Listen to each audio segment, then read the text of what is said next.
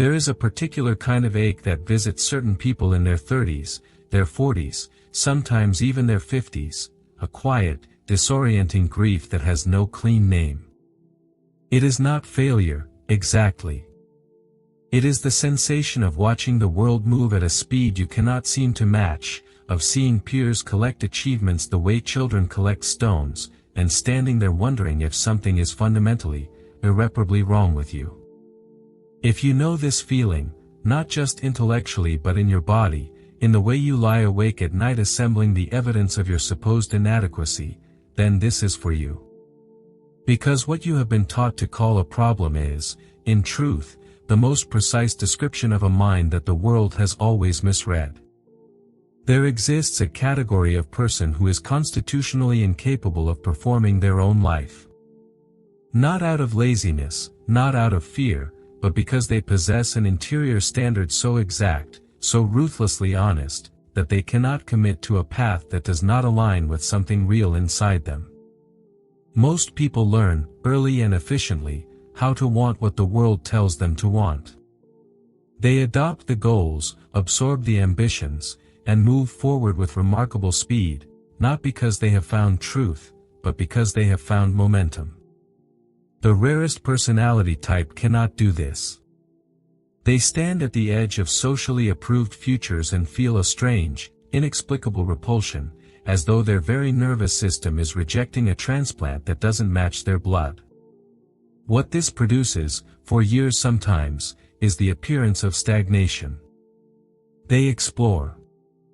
They abandon. They begin with intensity and withdraw without warning.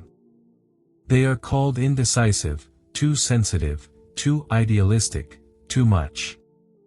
But here is what no one tells them: they are not wandering because they are lost. They are wandering because they refuse to call the wrong place home. Every dead end they walk into is not a failure of direction, it is an act of extraordinary integrity, a refusal to settle that most people abandon before they're 25. The world admires the ones who decide quickly. It almost never notices that deciding quickly and deciding correctly are two entirely different things. This personality type processes life the way a river processes a landscape, not by moving over it, but by moving through it. They do not skim experience, they are metabolized by it.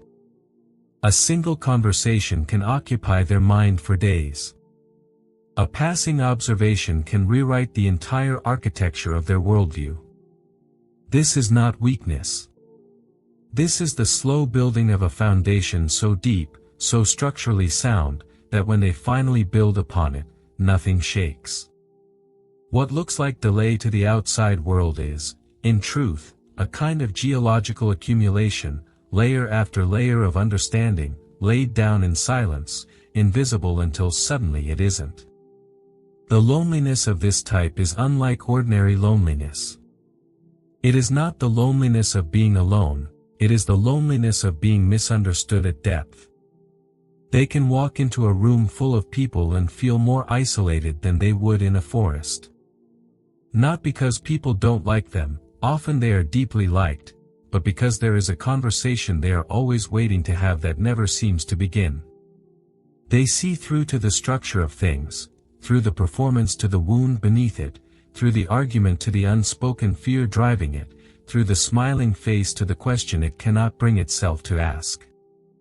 Living with that kind of perception and finding nowhere to place it is an exhaustion that doesn't respond to sleep.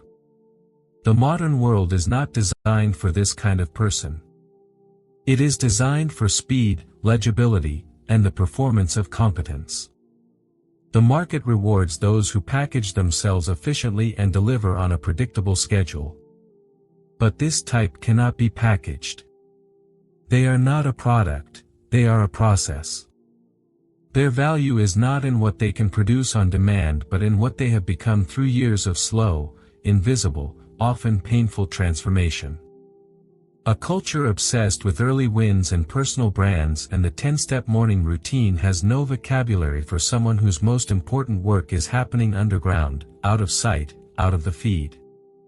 Here is the paradox that almost no one speaks aloud, the very qualities that make this personality type struggle early in life are precisely the qualities that make them extraordinary later.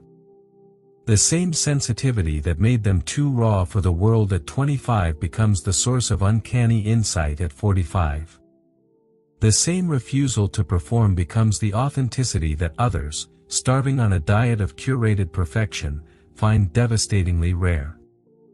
The same depth that made them unemployable in conventional structures makes them irreplaceable in the ones that actually matter. They are not late. They were never late.